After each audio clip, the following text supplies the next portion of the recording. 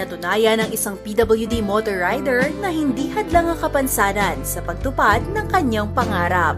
Hinangaan si Joven Nolan, o mas kilala bilang Boss Joe, isang 43-year-old motovlogger mula sa Lipa, Batangas dahil sa kanyang customized motorcycle. Noong 2002, na-aksidente si Boss Joe, dahilan para magkaroon siya ng spinal cord injury at hindi na makalakad ng tuluyan. Kwento niya, sakay siya noon ng isang four-wheeled vehicle na minamaneho ng kanyang boss sa trabaho. Sa hindi naasahang pagkakataon, nakatulog ang kanyang boss at nahulog sila sa bangin. Bata pa ako, may na talaga ako sa motor. Kaso lang nung time na yun, walang pa ako. Tapos habang nasa time ako ng depression o nasa bedridden pa, nag-i-imagine ako na paano pa ako makagala. Nag-start ako sa bike, sidecar, gumawa ko. Medyo okay na yung katawan ko. After siguro mga 1 year, kaya ko na mag-welding. Gumawa ako ng sidecar muna. May pinsan ako na siya muna yung tagapatya ko. Doon nasana yung kamay ko doon sa kaliwa. Magtitinda-tinda kami doon sa nung nakarating ako dito sa Manila. Regaluhan ako ng kapatid ko ng motor. Ginawan ko rin ng sidecar. Dahil hindi na magalaw ni Boss Joe ang kanyang mga paa, tila imposible nang makapagmaneho pa siya ng motor. Gayunpaman, hindi siya sumuko sa kanyang pangarap. Ginawa niya ito ng paraan. Nilipat niya ang kambyo sa kanan habang ang manibela naman ay nasa kaliwang bahagi ng kinabit niyang sidecar. Driver mechanic kasi ako nung araw.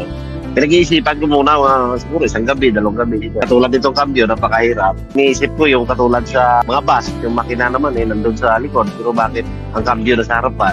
Kaya yan. Mayroon akong hindi maaabot, humingi ako ng tulong sa mga kaibigan ko. Pero itong idea na to ay akin. Sa loob ng 18 years, naikot na ni Boss Joe ang buong Metro Manila gamit ang kanyang customized na motor. At hindi lang yon, nakarating na rin siya ng Mindanao. Dahil maraming nakakapanood sa kanyang mga adventure, hindi maiwasan ng ilang netizen na mag-alala para sa kanyang kaligtasan. Ngunit ayon kay Boss Joe, maingat naman siya sa pagmamaneho at safe naman ang kanyang motor. Dinala ko mismo dito sa LTO. Tinignan na kaya ko pa magmaneho. Sa awa ng Diyos, naprobahan naman at marami nag-comment yan na wala daw ako lisensya. Pero kompleto po ako. Marami mang nababahala para kay Boss Joe, isang pagmumotor sa naging inspirasyon niya para magpatuloy sa buhay. Isang taon kasi matapos ang aksidente, iniwan siya ng kanyang asawa para sumama sa iba. Upang suportahan ang kanyang anak, sumubok siya ng iba't ibang racket hanggang sa narating niya ang ginhawa sa buhay. Ngayon, meron na siyang sariling logistics business. Kaya naman ang payo niya para sa kapwa niyang PWD, huwag panghinaan ng loob na magpatuloy sa takbo ng buhay. Lagi lang tayo mag-pray kay Lord. Gabayan tayo sa lahat ng mga ginagawa natin. Lakasan natin lagi loob natin. Huwag natin isipin masyado na PWD. Kasi once na inisip natin na PWD ang tao, doon na yung depression. Sa lahat ng mga katulad kong PWD, huwag tayo mawala ng pag-asa.